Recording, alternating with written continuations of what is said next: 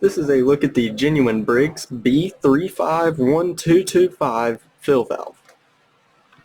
The first thing you'll notice about this fill valve is the float isn't really connected to the valve other than here. It moves out from the valve. It does come with the replenish tube and the clip to connect it to the flush valve. Of course, the gasket and nut, which is regular thread, right to tighten and left to loosen. It is plastic, the entire valve, other than the rubber gasket. We have a few measurements here. Okay, it is about 11 3/4 inches.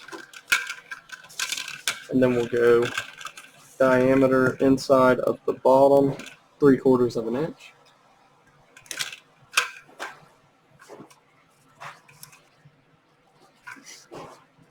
Once again, this is the genuine Briggs B351225 Fill Valve.